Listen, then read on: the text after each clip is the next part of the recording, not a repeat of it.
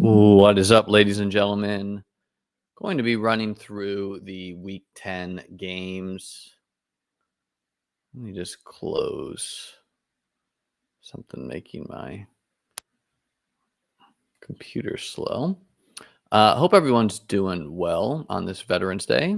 Happy Veterans Day to any veterans out there, if you watch.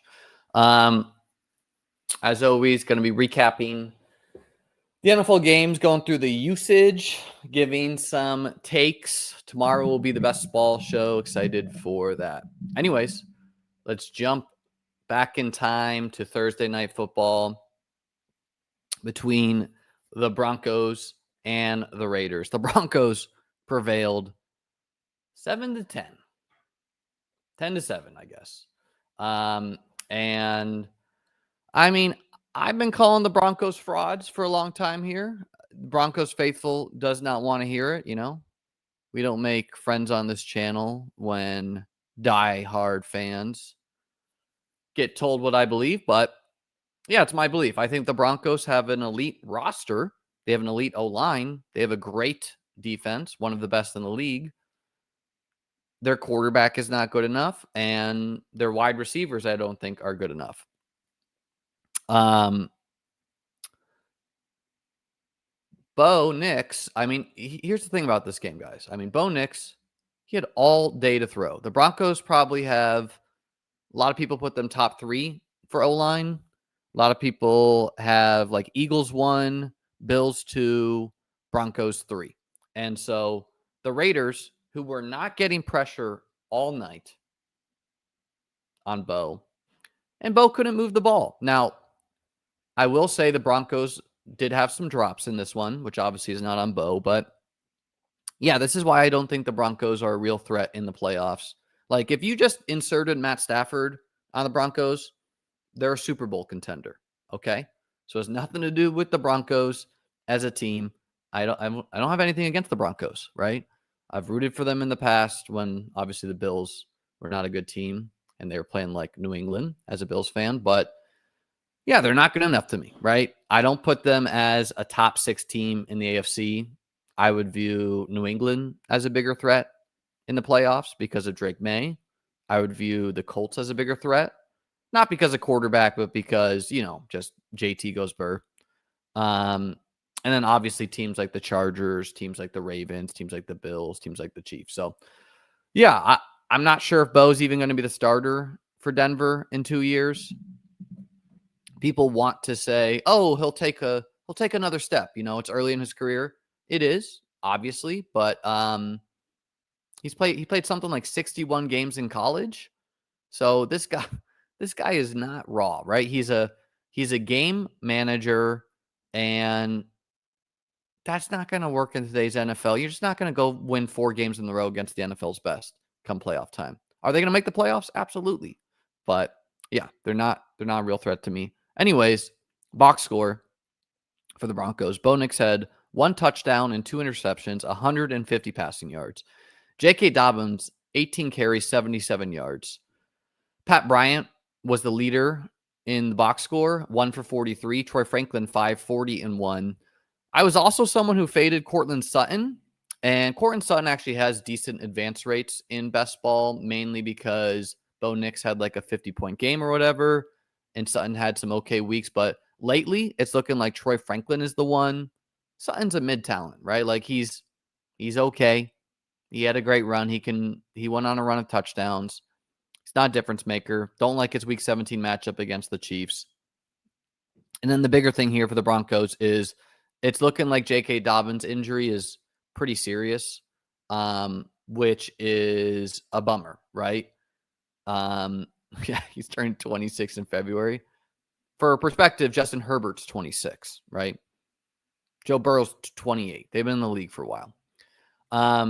So yeah, really a bummer for J.K. Dobbins to see what, great football player, can't dodge the injury bug, got a little bit of a hip drop tackle, which he was upset about.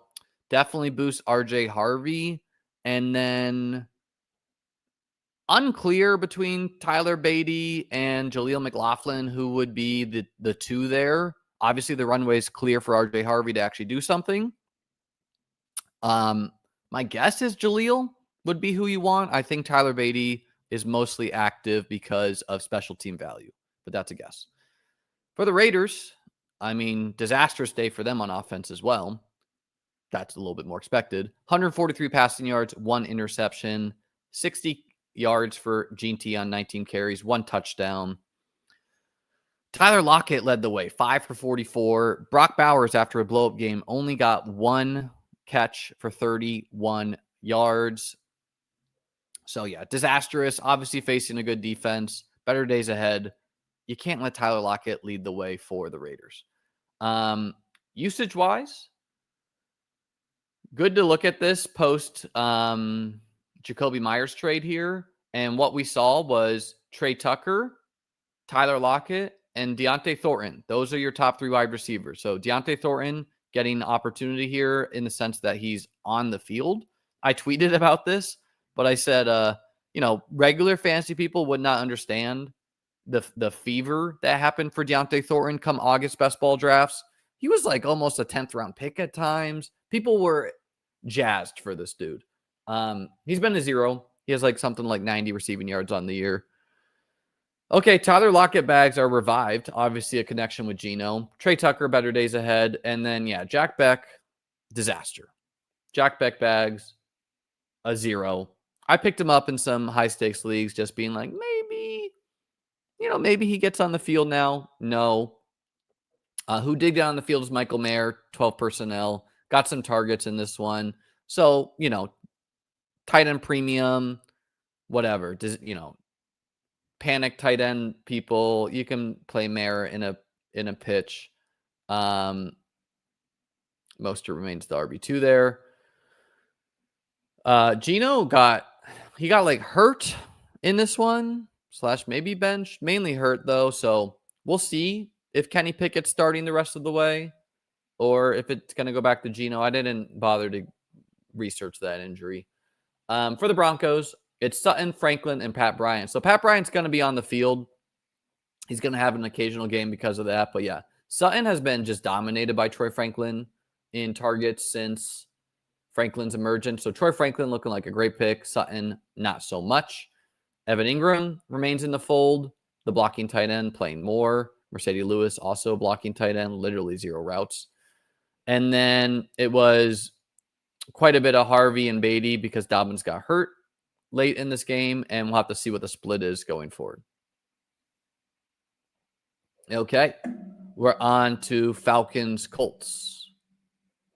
This game was played in Germany. But I mean, Bowers is certainly an exciting low-owned player to advance. Like, I'm going to have a high-stakes tight end premium team that I think will advance with him. I hope. It's currently most in points, but things can change. Not sure if we can call any Raider a nuts, but obviously the opportunity is there.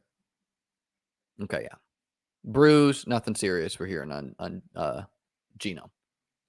But also, he could just be benched at times, I do not think he's guaranteed. So somehow, some way, the Kenny Pickett guy might get there. Let's turn this on so we can get those ads off the bottom of our screen. Hit the subscribe button, folks. Pretty great best ball week for me. Colts win 31-25 off of Jonathan Taylor explosion. Daniel Jones starting to look a little bit like the Daniel Jones we know of the past in this one, despite the win in overtime. Daniel Jones, 255 yards, 1 touchdown, 1 interception. I also, for the record, think the Colts are pretenders. Put them 5th in the AFC after, again, Ravens, Chargers, Bills, Chiefs. So, look, can they beat anyone? Sure, but what's far more likely to happen is they're going to be trailing at times, and some team's going to shut down JT, and Daniel Jones is going to need to beat a good team. Can he consistently? I have my doubts. Anyways, 255 passing yards for him, 1 touchdown, 1 interception. 244 yards on the ground for JT, 3 touchdowns, 53 yards on the ground for Daniel Jones.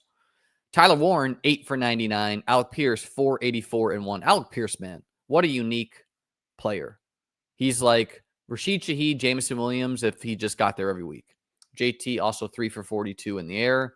Michael Pittman barely got anything. He was banged up going into this one. Michael Penix, 177 and 1. Bijan Robinson, 17 carries for 84 yards. I mean, this is kind of why I liked Gibbs more than Bijan. And, you know, Bijan, he's just not as explosive as Gibbs. So Bijan, obviously a great player, but as the hits wear up, will Bijan have the explosion games? We'll see. Obviously he has it in him, but he just doesn't have the long speed of a JT, of a Cook, of a Gibbs, right? So 17 carries, 84 yards for him. Tyler Algier, 11 carries, 57 yards, 2 touchdowns. So great game for Algier. Drake London, 6 for 104 and 1. Drake London is putting together great game after great game. Kyle Pitts, 2 for 38, dropped a 70-yard touchdown to start this game, and generally just doesn't have that dog in him, right? Like, one of the plays I saw, there was like a jump ball to him. He tried to arm catch it. The ball clanked off the defender's head. Like, you got to fight back towards that ball. If you fight back towards that ball, you're going to get PI at times. And you got to try to, like, NFL players pluck the ball out of the air with their hands. They don't arm catch it like they're in middle school, right? Come on, Pitts. Darnell Mooney, man, the fall off is crazy for him. 1 for 17. Like, just how good he was last year to having absolutely 0 good weeks this year is kind of unbelievable. But yeah, 1 for 17 for him. Maybe it's on Penix. I don't know. Anyways, box score wise, it's London and Mooney running the routes. Like 8 targets for Mooney. It's not like he's not getting targeted. Just 1 catch, 17 yards. David Sills is your 3. Kyle Pitts, 5 targets for him. He's basically the wide receiver 2 in the offense. Bijan Algier split, 54 snaps to 23, 27 routes to 5, 2 targets to 0. So only 2 targets for Bijan in this one, but 17 carries to 11. So Algier will remain a thing in this offense, right? Falcons playoff hopes, by the way, almost certainly dead. They're 3-6. For the Colts, Alec Pierce and Michael Pittman led the way in routes run. Alec Pierce, 7 targets.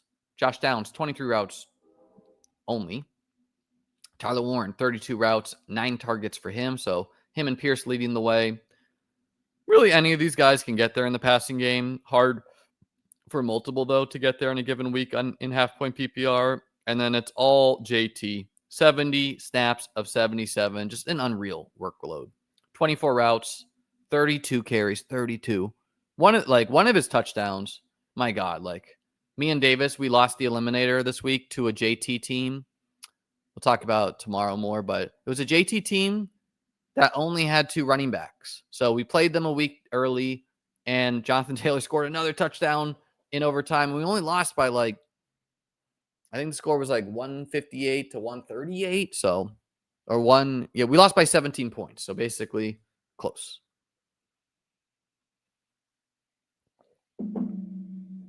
I mean, Raheem just doesn't seem like a good coach. Like, let's be honest, right? I really don't know what he does well. Yeah. I mean, this is what I said originally. JT could hit 70% plus advance rate. Had a bad week last week, then a 50-point week. He does have a bye this week, so he's going to drop.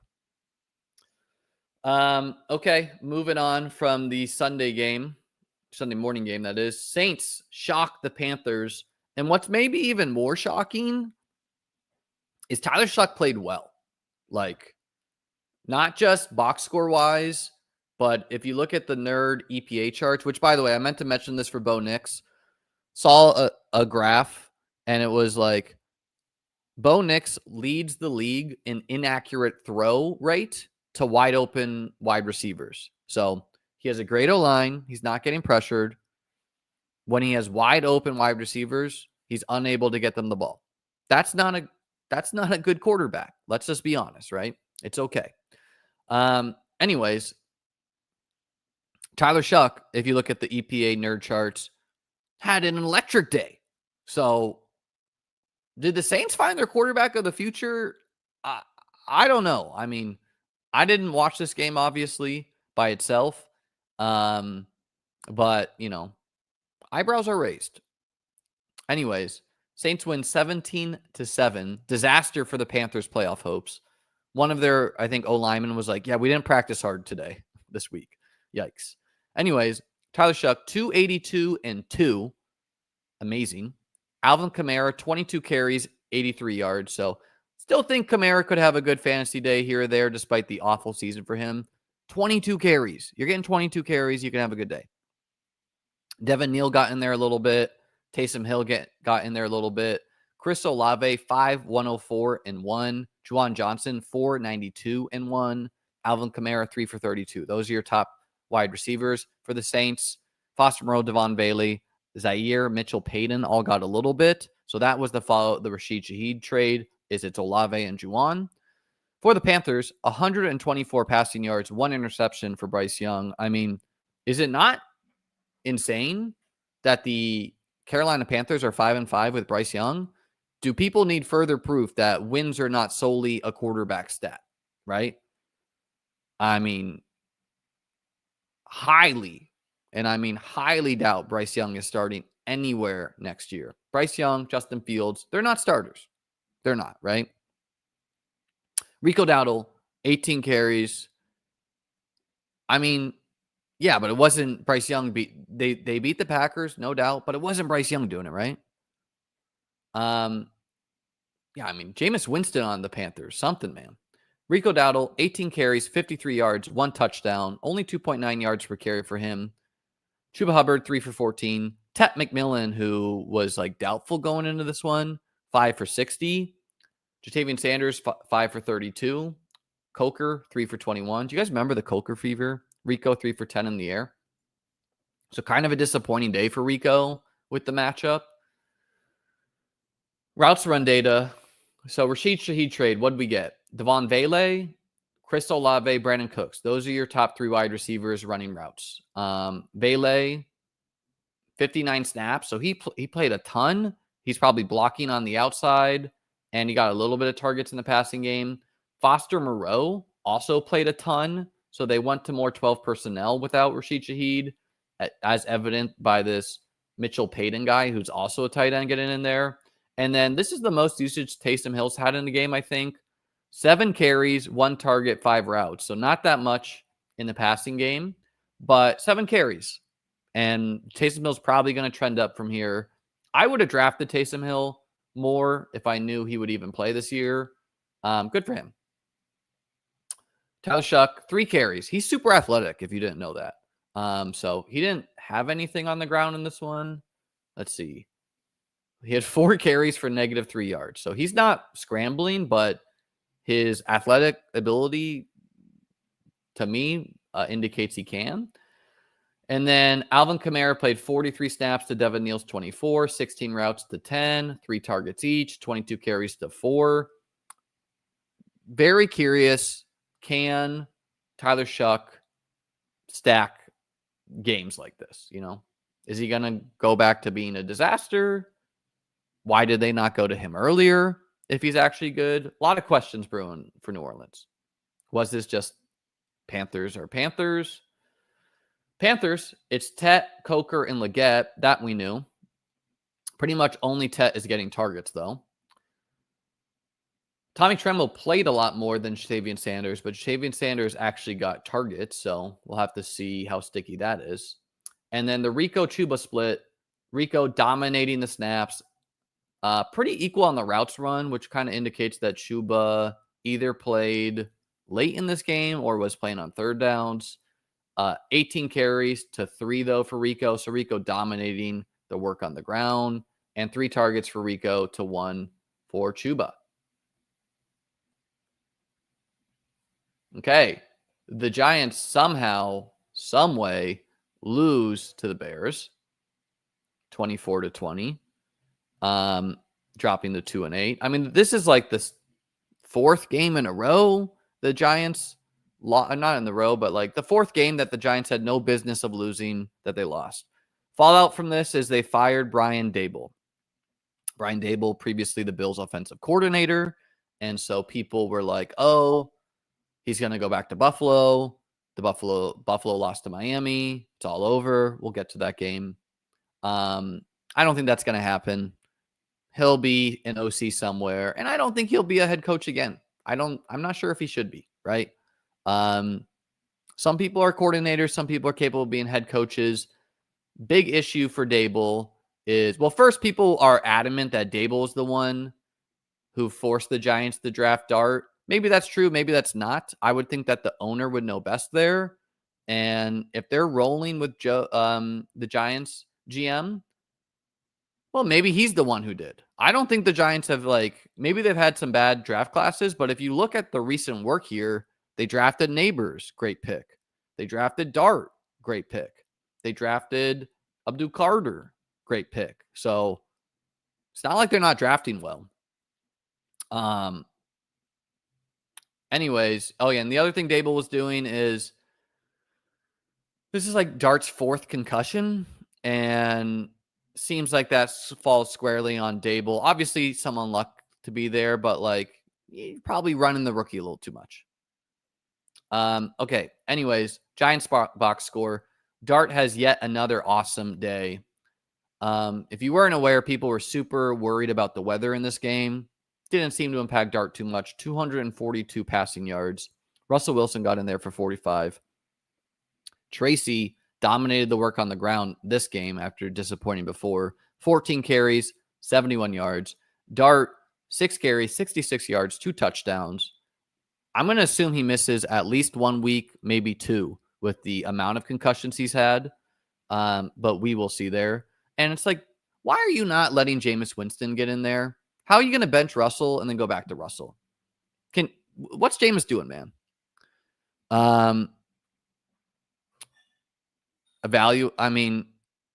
Okay. If we're going to claim it's his first concussion, sure. But I think it's very clear he's had more than one concussion. When he went in the blue tent, he was probably concussed, right? It seems like the NFL is not taking concussions as serious anymore. As far as there was 1 year where they forced players to miss the next game. That's gone by the wayside, you know? But yeah, I mean, he has had more than one concussion. Let's be real. Anyways, emergency third. Okay, didn't know that. Singletary, 8 for 20.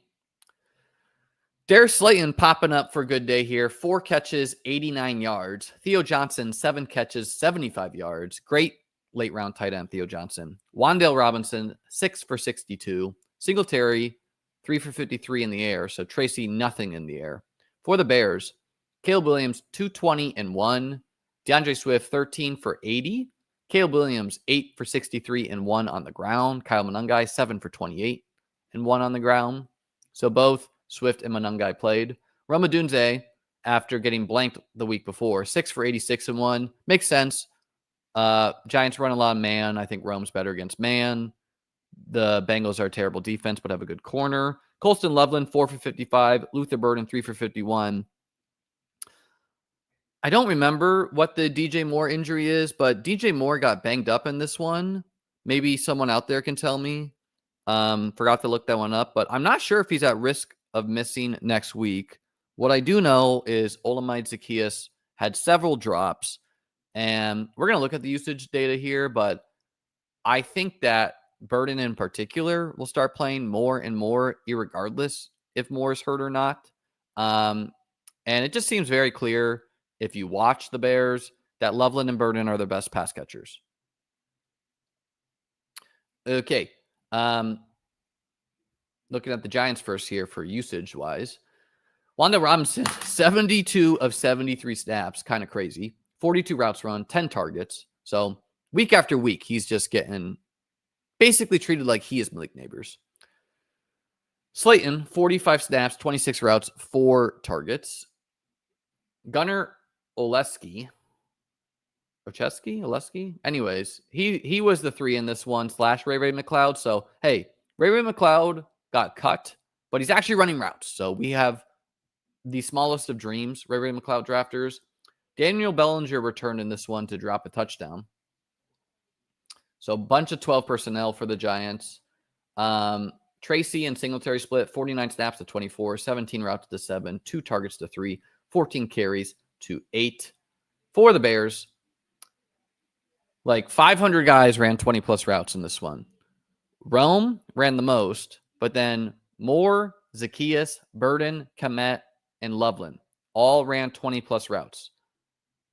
Rome got 10 targets. The rest got 3, 4, 3, 2, 4. So yeah, my assumption is that Luther Burden is going to start playing like probably 5 to 10% more of the snaps week after week. The Bears got super fortunate for their playoff odds to win that game, to improve to 6-3. I think they need to stop fooling around. They need to play their best players. You probably need to quit the Zaccheaus experiment. You need to quit the Kmet experience. And you need to feature Loveland and Burden if you're going to be a serious playoff team. And again, I don't remember the DJ Moore injury. But maybe it's mentioned in this article. The Swift to Monangai split with Swift back was Swift is playing a lot more. 42 snaps to 26, 23 routes to 16, 7 targets to 1, 13 carries to 7. So Swift using the passing game more. 7 targets is a lot. Doubled up on carries as well, but Monangai's still playing. Let's see. Shoulder injury for Moore, causing him to miss some time. So who knows? Maybe he gets rested for a week. The Jags, on the other side of the Bears, somehow lost this game after allowing the Texans to score 26 points in the fourth quarter to beat them 36-29, which is a disaster for the Jags to make the playoffs.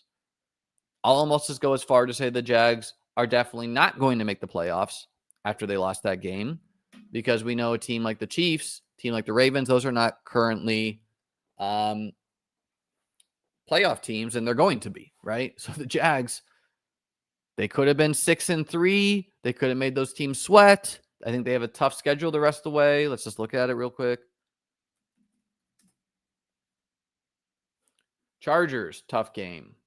Cardinals, winnable game. Titans, winnable game. Colts, tough game. Jets, winnable game. Broncos, I guess tougher game. Colts, tough game. Okay, so it's a mix here, right? Like I could see them losing to the Cardinals, but like, I mean, it's going to be hard for them to lose to the Titans and Jets. So that's 3 wins.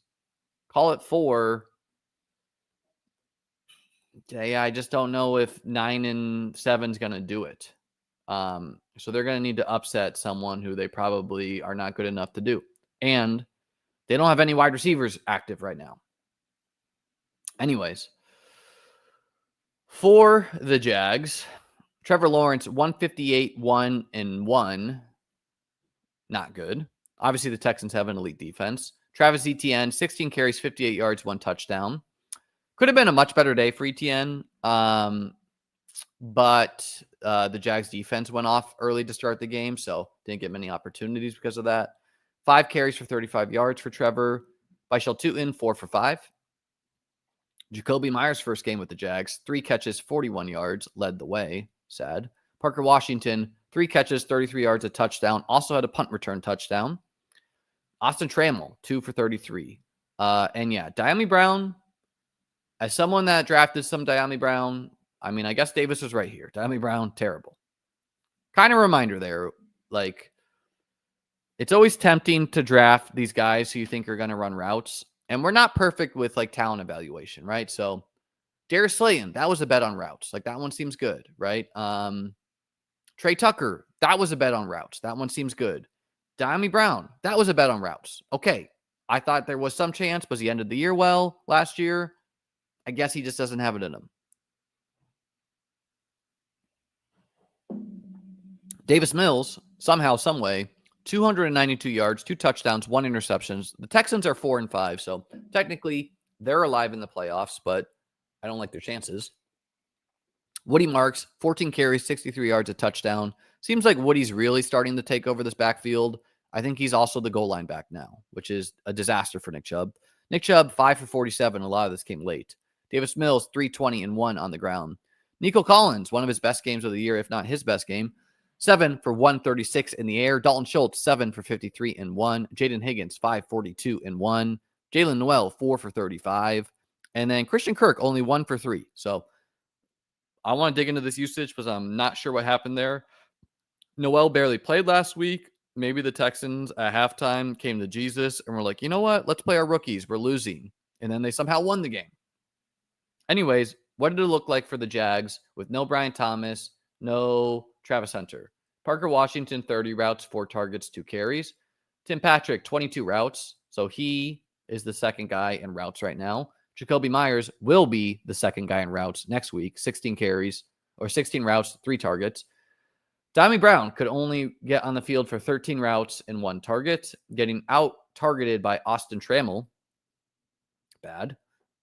Brenton Strange is practicing for the Jags. So don't know if he gets activated this week, but yeah, if he's available in your tight end premium leagues, or if you just need kind of a tight end out there, he's a good player to add. Quentin Morris, that was like the Bills tight end 3 last year. Johnny Munt, these guys, there are other guys hurt too. Forgetting his name. Not something like Hunter Long. Maybe that's it.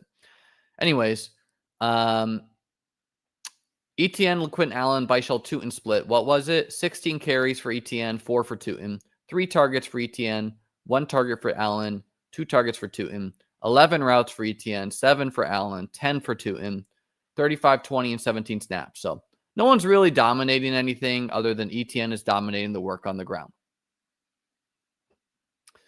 For the Texans, they're kind of looking like the Bears here, where it's Nico Collins, 45 routes, 14 targets. And I have some hopes that this will be sticky as a Nico Collins drafter, even with Stroud back in the fold, because the Texans, they've kind of been playing some more 6-0 linemen. So hopefully he can get spammed with targets more going forward. Hashtag he's good. Jaden Higgins, 26 routes, 7 targets for him. Xavier Hutchinson, 27 routes, 0 targets. So Davis Mills understands the assignment. Don't throw it to Xavier Hutchinson. Christian Kirk did run 24 routes in this one. Only got 3 targets, though. So he was on the field. He got no production, but he was on the field. And we really need CJ Stroud on the field to judge Kirk, but certainly not great. And then Jalen Noel, only 17 routes, 4 targets. Again, I don't know when this, something that could have happened is it could have been rotated throughout the game, or in the second half, they could have been like, you know what, Kirk, we're done with you. You know what, Hutchinson, we're done with you. I'm not sure on that. Next week, we'll be telling, though. Probably they're not done with them. Dalton Schultz, who no one really drafted too much this year. He was undrafted a ton. Mainly because if you guys remember last year, Diggs got hurt, Tank Dell got hurt. So it was only Nico and Schultz, and he couldn't do anything with it. Well, anyways, I guess the lesson there is you just bet on guys who are going to be on the field, because this year he's having a pretty good year. 40 routes, 11 targets for him. Maybe that's a Davis Mills thing. And then, yeah, Nick Chubb experiment seems kind of over. 60 snaps for Woody to 10 for Chubb. So that's workhorse usage for Woody Marks. 27 routes to 5, 3 targets to 1, 14 carries to 5. Now the Texans are so frustrating, where you would think this is going to be sticky, and that's my guess, but could they just totally reverse it and go back to 50% Chubb? It's the Texans. Of course they could. Let's see if he said anything about this. Yeah, not really.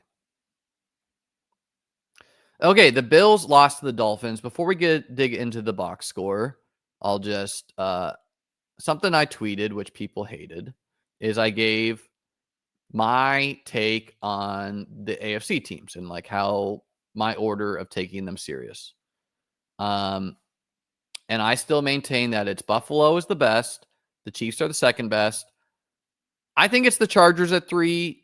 I would accept if anyone wants to put the Chargers low because of their injuries on the O-line, I would accept that and swap them with the Ravens. But, Justin Herbert, he's elite. He's arguably better than Lamar to me. So I'm not going to be surprised ever if he goes on a Super Bowl run. The Ravens, got to give them their flowers. They're obviously going to make the playoffs in my book, unless Joe Burrow somehow returns in 2 weeks. Or if Joe Flacco could keep winning. But the Ravens, they're clearly fourth worst at worst, maybe third. And then, Colts, Pats. If you wanted to say the Pats are better than the Colts because Drake May is better than Daniel Jones, I would accept that. But I still maintain that the Pats are fun this year. But I think that they're a year away, right? Like, I think next year they could be really good. They had a ton of cap space. They just added a bunch of D linemen. But they're, Mike Vrabel, he's kind of being forced to play their best players, right? Like, Ramondre gets hurt. He's forced to play Henderson. Booty gets hurt. He's forced to play Kyle Williams, who had a good game.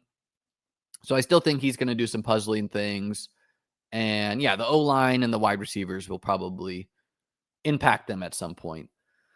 But what I say all that to say that, when you judge a team losing, surprisingly, which obviously the Bills losing 13-30 is surprising. Some things you got to ask yourself is like, what happened in the game? And what happened in this game? Well, the Bills had 3 red zone turnovers, right? One of them, James Cook's knee was almost down. Bills were probably driving to score. Ball pops out. Okay, fumble. Another one, Josh Allen does a tush push. Somehow, some way, they maul down the field for 20 more yards. Ball comes out, fumble. Another one, Dalton Kincaid gets hurt. And then, which we'll talk about as well. And then I think he's throwing it to Tyler Shavers, but Dawson Knox was in the way. And maybe an inaccurate throw. Maybe just didn't see the defender. I don't know. Anyways, interception.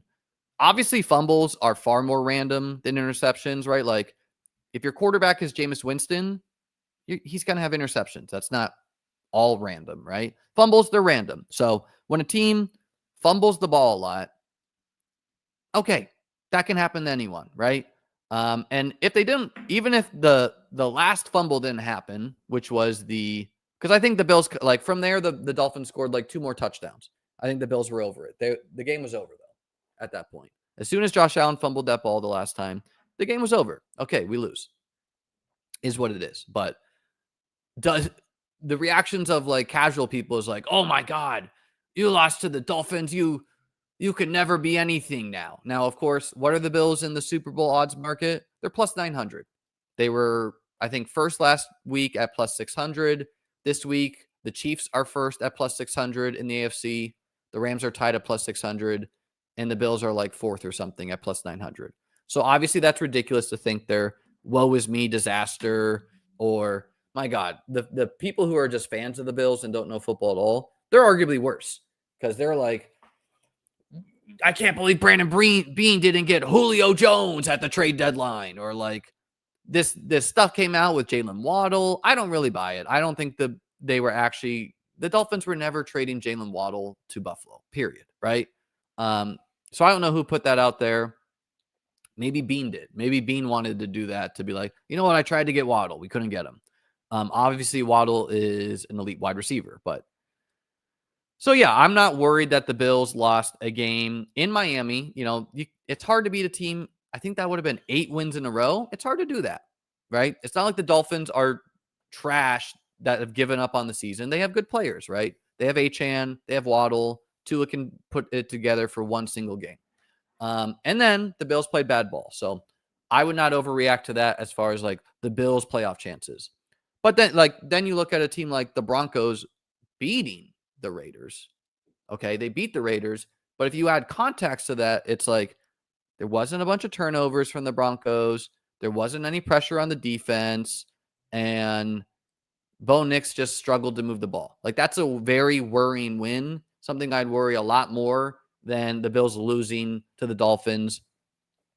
Also, some smaller factors there you could say is, well, the game was played in 80-degree heat that probably felt like 90 degrees. It's snowing in Buffalo. That's, you're not going to be playing game in the heat anymore. I could kind of see it on the players' faces. They were tired.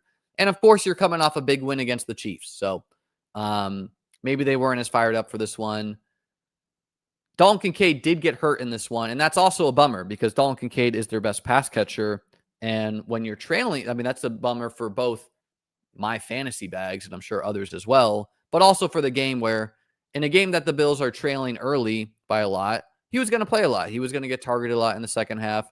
He gets hurt. He pulls his hamstring, so he will probably miss at least 1 week, maybe 2. If he doesn't land on IR, that's good news, right? Because hamstring injuries, they can either be like 1 to 2 week things, or they can be like 4 to 6 week things. So obviously, I'm hoping for 1 to 2 weeks. Yeah. Okay. The Raiders had 2 turnovers, but it's not like that was what they're not getting pressure, man. They're not getting pressure. They were just throwing interceptions.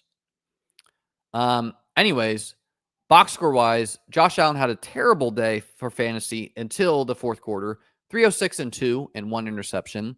James Cook, not a good day either. 13 for 53. What is encouraging though is James Cook got targeted in this one.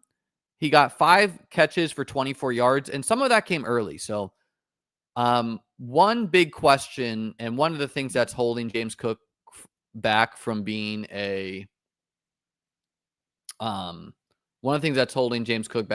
like a top half of the first round pick. Maybe he's like, if you were redrafting today, James Cook is probably like a 1-2 turn pick. But one of the things that's holding back from being like higher than that is that he's not been used in the passing game. And so I wonder, with the injury to Kincaid, with the wide receivers letting down a little bit, will Cook be used more in the passing game? He certainly has the ability to. Anyways, 5 for 24 for him in the air.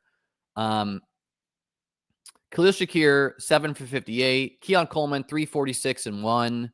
Dawson Knox, 3 for 37. Dalton Kincaid, 2 for 37. He got hurt. Jackson Hawes scored a touchdown. He's the blocking tight end.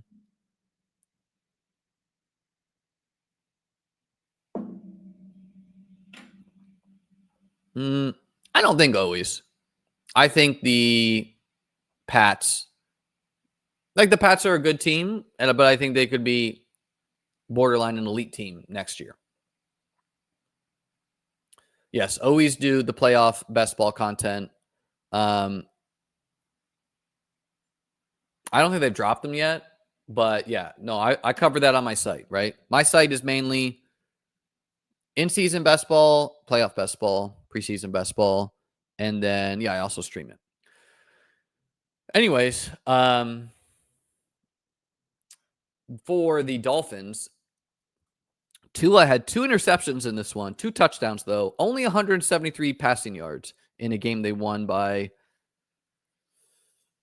17. And again, 2 of the touchdowns for Achane came very late in this game when the game was already over. So the game was closer than the score indicates. Achane, though, 22 carries, 174 yards, 2 touchdowns. Something that is interesting is like the RB2 for the Dolphins.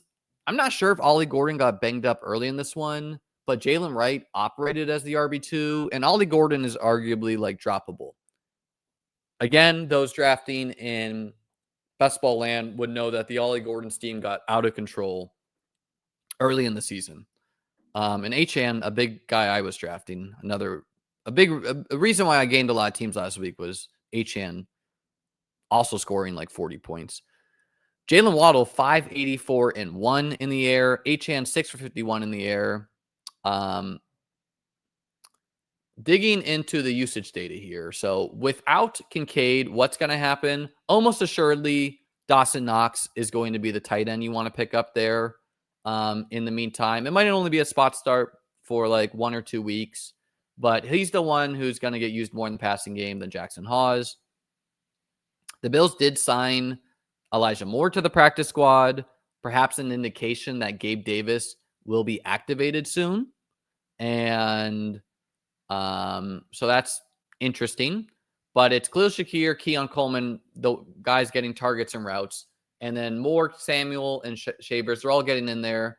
If Gabe Davis is activated soon, which, again, might be this week, I'm not sure. We'll be curious. He'll probably be mixed in with this group. And maybe McCole Hardman will be used for like end arounds and like an occasional deep shot. Ty Johnson played quite a bit in this one, partially because Cook was banged up going into this week. If you remember, he hurt his ankle against the Chiefs.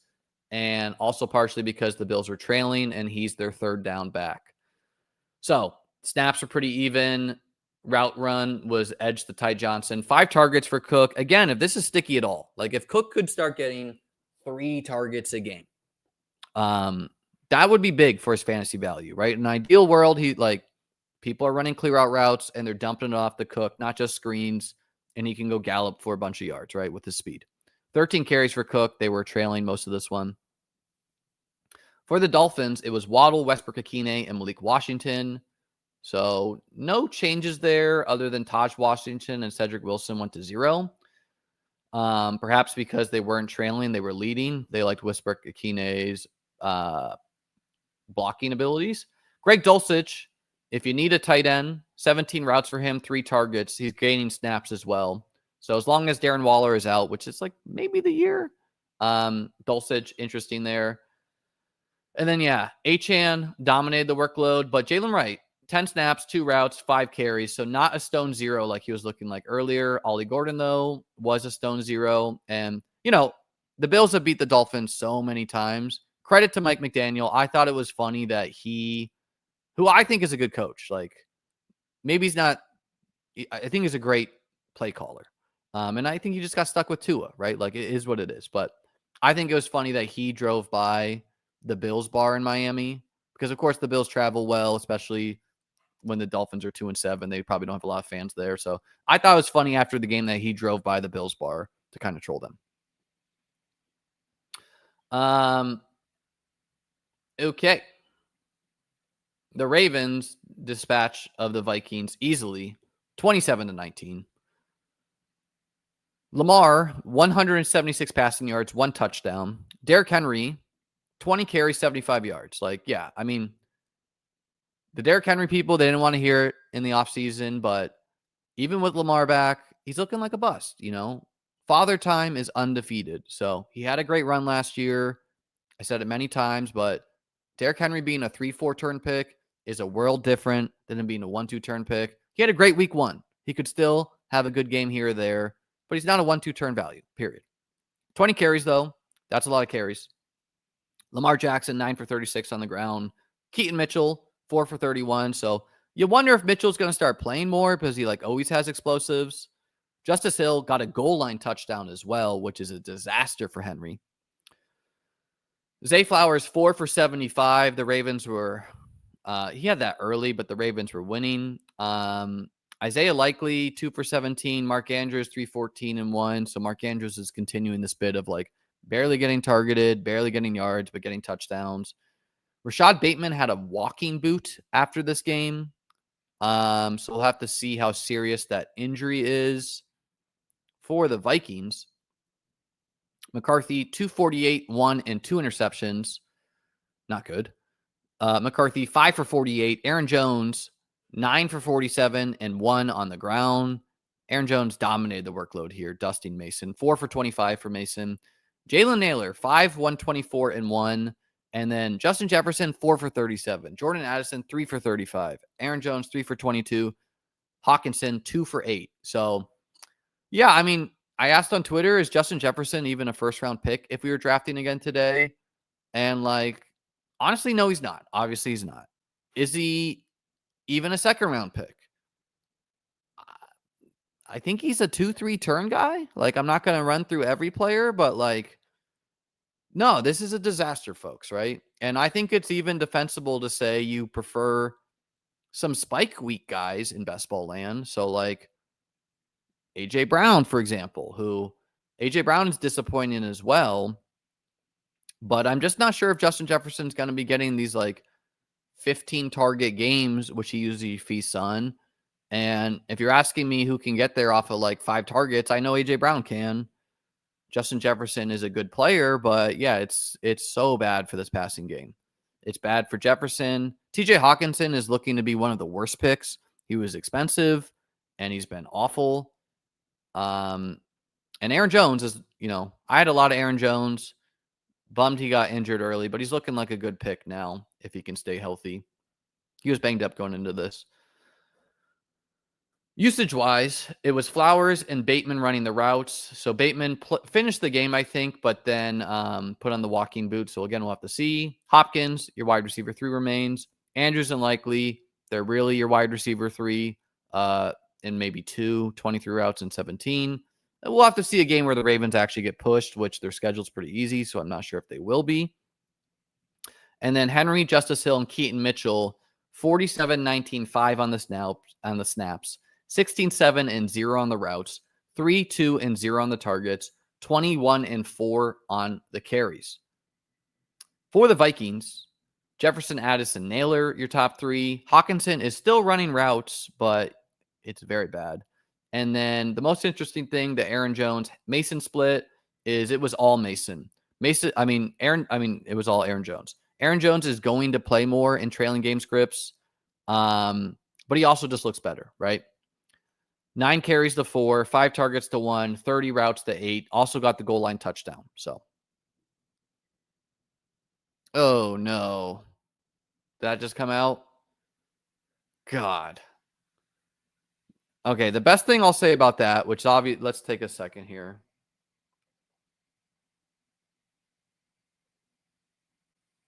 Let's pull it up. So sad. I mean, disaster. The Jags' playoff hopes were already looking bad, but now it's really looking bad. Yeah. Season-ending knee injury. Ouch. The best thing I'll say about that, obviously terrible for best ball, but I have him in some managed leagues, and I've been holding him with Hopium, and now I can at least cut him, you know? I didn't draft a ton of Raven stacks. Didn't really love the game against the Packers. I'm sure I have some, though. We'll be doing all things best ball tomorrow, though. Today's mostly usage. So, yeah, pour one out for Travis Hunter. I personally think his end of season run would have been electric with him looking like the wide receiver 1, arguably, before the bye. And it really stinks that we don't even really get somewhat of a firm answer, you know, because like I think that, I think other people think that. The people that faded him will always go to the grave with like, no, he's a bust. He's always a bust, right? Which, you know, there's no actually evidence you can disprove that. So great. We both just stick to our priors. Isn't that wonderful? Anyways, moving on in the games here. Injuries, part of the game, man. The Mike Evans one. The injuries that hurt the most are the ones where you feel like you were really right and they get hurt, right? So like, what do I feel really right about Mike Evans? Not just the player, obviously a good player, but in particular his like playoff schedule ending with the Dolphins. Jaden Reed, just that he's super, super talented and how things go there. I feel really right about that as well.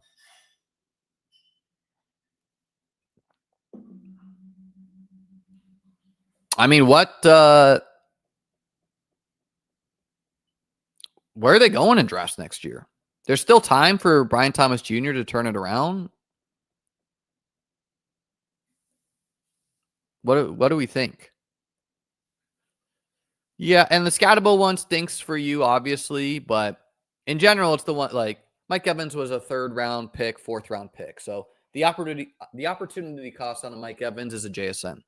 The opportunity cost on a Scatterbo was what? Like,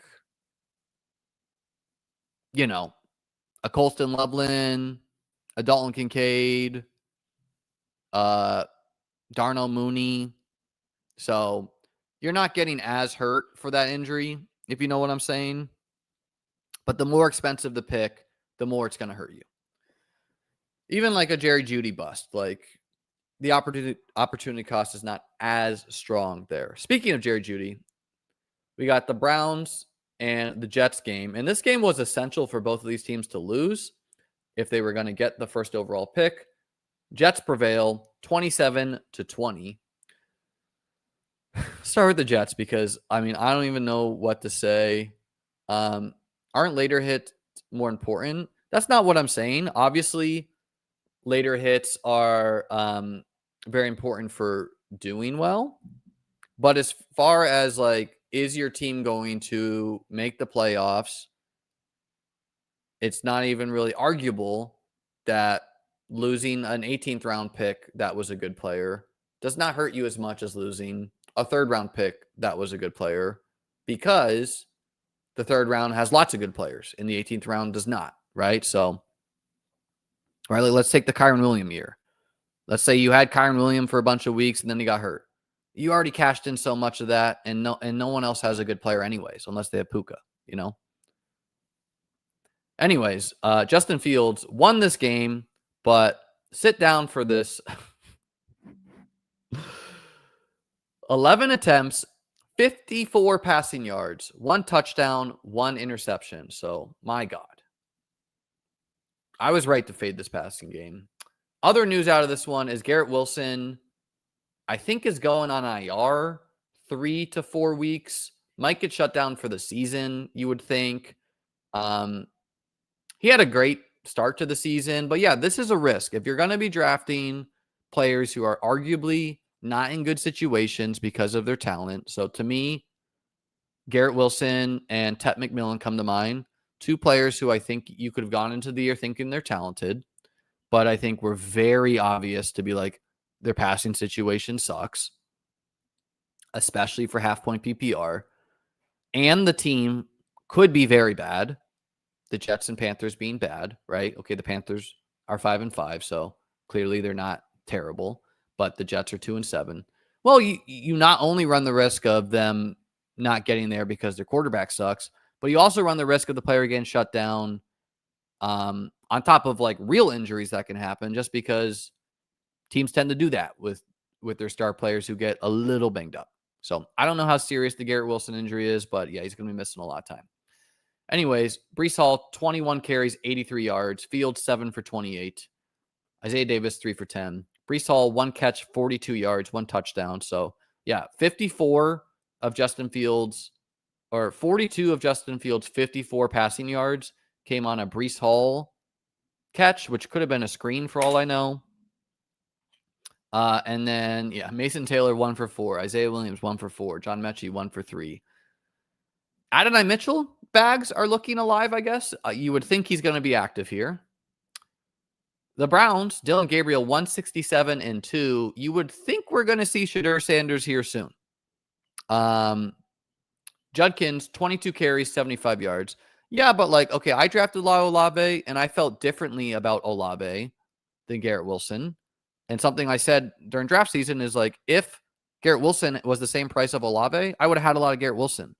But he was not, right? He was a 2-3 turn pick that then went to the 3-4 turn. Olave was a 5-6 turn pick that then went to the 6th round. And if you're drafting on DraftKings, he went to like the 9th round. So if the player is cheaper, taking the risk on talented players doesn't hurt as much. Same thing with Tet McMillan. Tet McMillan was a 3-4 turn pick. Sometimes higher, very rarely lower. On DraftKings, he was like 4-5.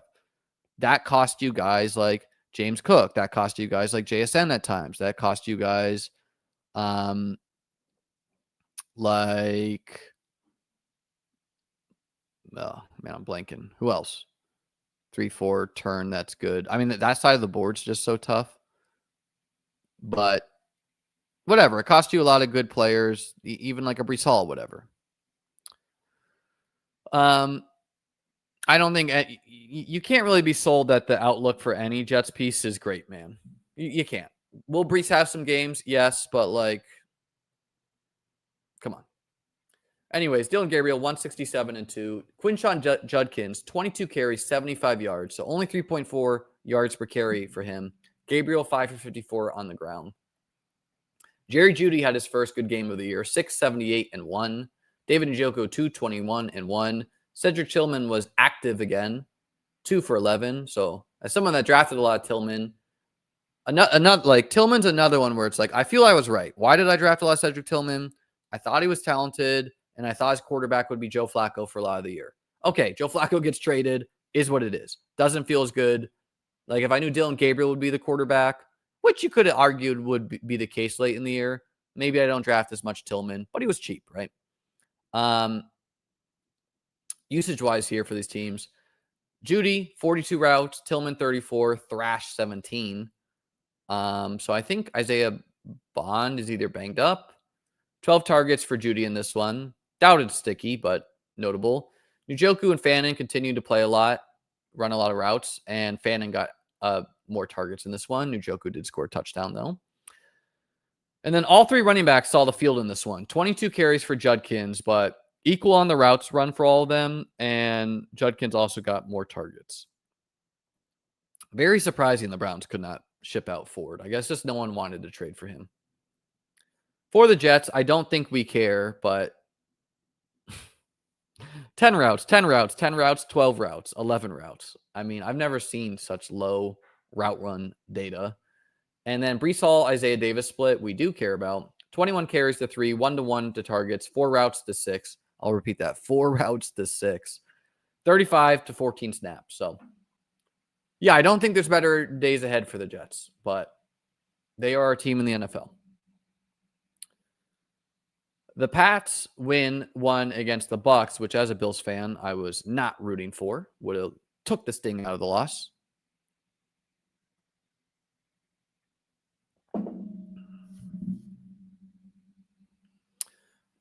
They win 28-23. Drake May, 272 and 1. 2 touchdowns to 1 interception, that is. Travion Henderson has a good game, but also gets banged up. So 14 carries, 147 passing yards, 2 touchdowns. Not sure how serious his injury is. Terrell Jennings, who was like their RB2 without Ramondre, also got banged up. So maybe it's Dearness Johnson. I don't know. Mac Hollins, 6 for 106 in the air. Great game for him. Kyle Williams, 72 yards and a touchdown. Did it on 1 catch, though. So what's the truth with Kyle Williams? Kayshon Boutte is going to return eventually. Does he continue to play then?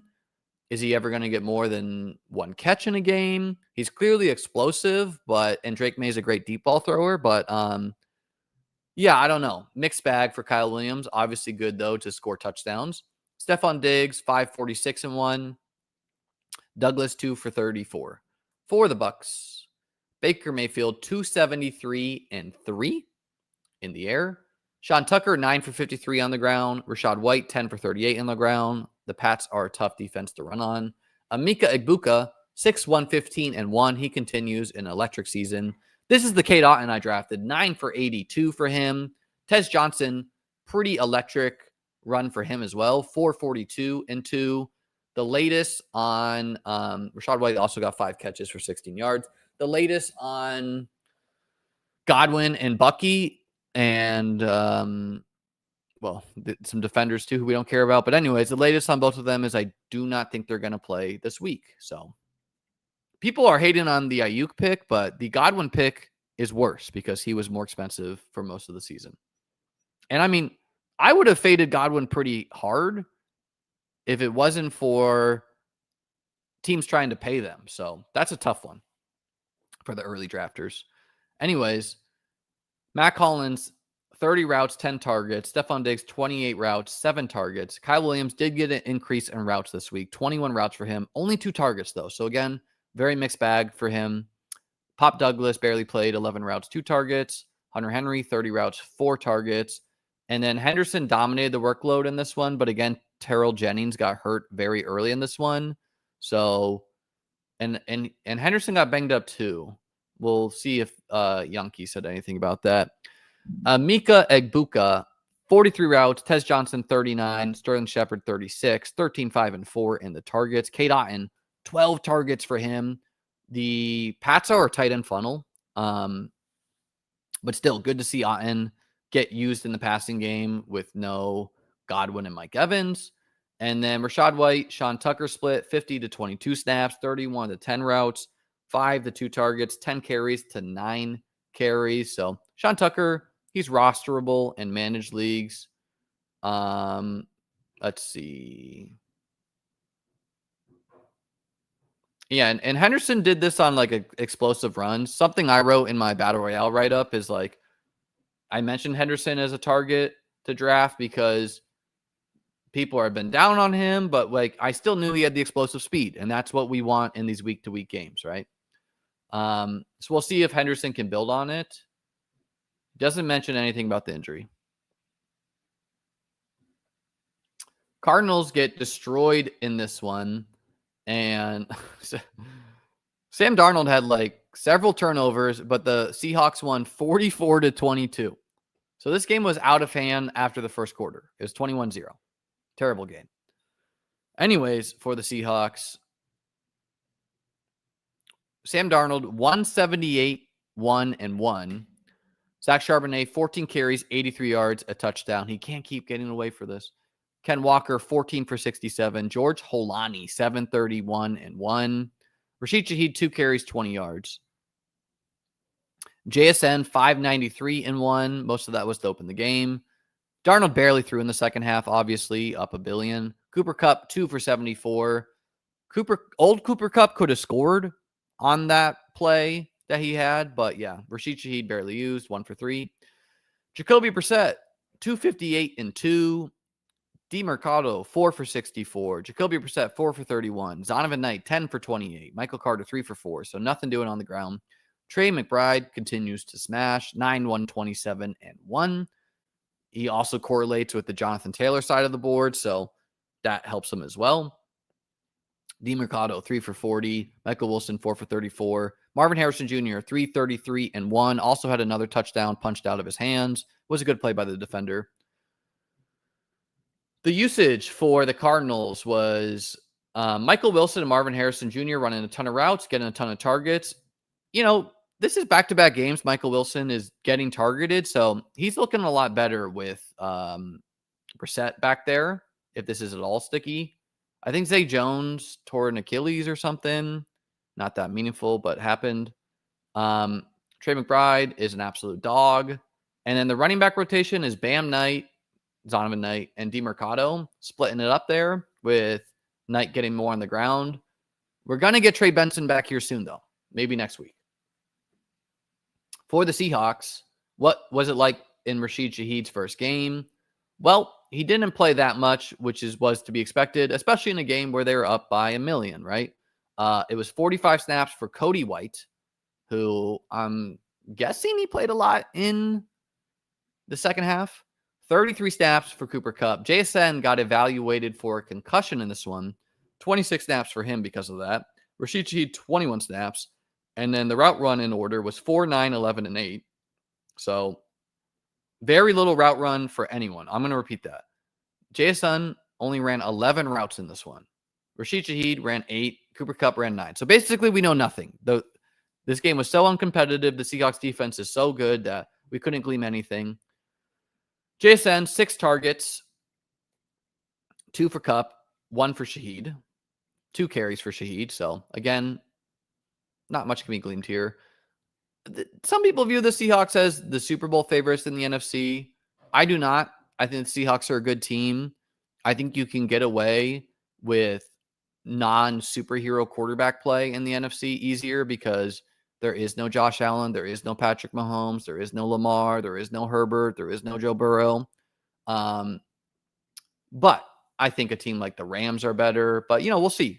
A great defense, great offense, and Darnold's playing good ball. Although he did look quite human in the second half when he tried to throw the ball. Someone named Nick Callerup, who I've never heard of, was running a lot of snaps for the Seahawks. I'm sure he was blocking. Elijah Arroyo, 9 routes for him. Again, we can't judge this passing game at all. They didn't pass the ball enough. Ken Walker, Charbonnet, 27 snaps to 23, 5 routes to 2, 1 target to 0, 14 carries each.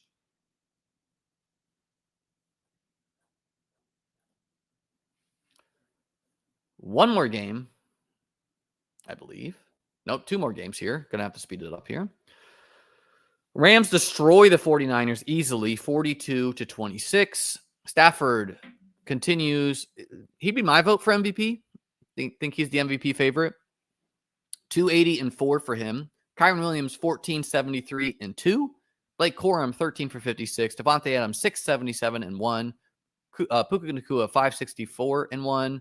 Colby Parkinson, 444-1. Adams did get banged up in this one. Don't believe he's going to miss time, but we will see on that. Mac Jones, 319-3. Brian Robinson, 841 and 1. It's just logical to use Brian Robinson around the goal line. And yeah, I think Shanahan's kind of an idiot, kind of stubborn in the sense that they were down big in this game. And if that's the case, pull your starters, man. What are you doing? Play Brian Robinson, play your backup tight ends. Nope. He refused.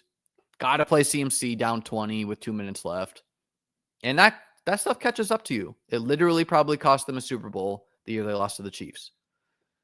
Anyways, CMC could do nothing on the ground this one, 12 for 30.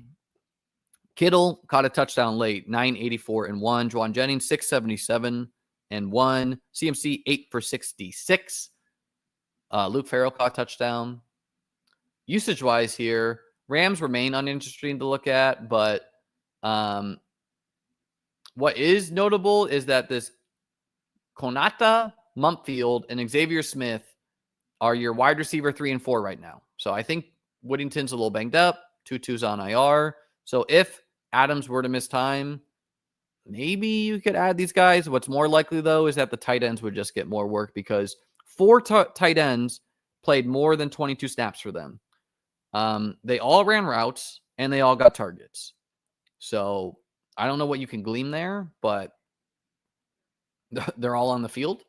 And then notable, Blake Corum, pretty even with Kyren and Carey. So Blake Corum looking like a good best ball pick, looking like a great managed league pick to own. For the 49ers, it's Jennings, Kendrick Bourne, and Demarcus Robinson. It's George Kittle, and it's CMC dominating the workload. Brian Robinson did get 8 carries in this one, though, to CMC's 12. So maybe they're going to work Brian Robinson in more in the future, but knowing Shanahan, of course, they're not going to. Okay, the Lions-Commanders game here. Lions won 44-22. And I believe Dan Campbell called plays this game, which is notable. Jared Goff, 320 and 3 in the air. Jahmyr Gibbs, 15, 142 and 2. So he's had a not great year for where he was drafted, but this is the Jahmyr Gibbs we know, 15, 142 and 2. Explosive play after explosive play. So, yeah, it doesn't really matter what he does on the year. He'd be a player I'd be stoked to have in the best ball playoffs because we know he can do this any given week. Again, the difference to me between a Gibbs and a Bijan is just how big their explosive weeks are and how they can do it on so few touches. Montgomery, 15 for 71. Jameson Williams, 6 catches, 119 yards, 1 touchdown. So Dan Campbell takes over. What happens? J-Mo blow-up game. And I mean, I want to say this could for sure be sticky, but we do need to accept that they were playing a bad Commanders defense with Marcus Mariota. So we need to see against stiffer competition. Laporta, 558 and 1. Amon-Ra St. Brown, 558 and 1. Laporta, 553 in the air. Khalif Raymond, 4 for 49. Gibbs, 330 and 1 in the air. So 2 touchdowns on the ground for him, 1 in the air. That would be 3 if you're counting at home. The Commanders, Marcus Mariota, 213 and 2. Jakrowski Merritt, who I'm seeing dropped in leagues, 11 for 30. McNichols, 5 for 25. Chris Rodriguez, 6 for 16 and 1. Treylon Burks, 3 for 58, led the way in the air. Zach Ertz, 4 for 54. Deebo Samuel, 429 and 1. The Commanders stink without Jaden. Okay, J-Mo, Amon-Ra. Those are your top 2 wideouts in routes run. And they're even on targets in this one. Khalif Raymond is your wide receiver 3. It is notable that Isaac Tesla ran 20 snaps. That's more than he was before without Dan Campbell calling plays. Laporta, he's 3rd in routes. And then pretty even split for Montgomery and Gibbs. But again, that's to be expected in the game that they win by 22. For the Commanders, Deebo and Treylon Burks led the way for the wide receivers and route run. And then you had a hodgepodge of Jalen Lane, Robbie Chosen, and Chris Moore. Zach Ertz is your leading tight end. Ben Sinnott caught a touchdown, I think, actually. Didn't mention that, but he did. Revival for my last year best ball bags. And then the JCM running back split, 24, 18, 17 for snaps between him, Rodriguez, and McNichols. 6, 9, 6 in route runs. 0-0-1 in targets, 11-6-5 in carries. Latest I heard on Jaden Daniels is they will evaluate him after their, I believe, week 12 bye.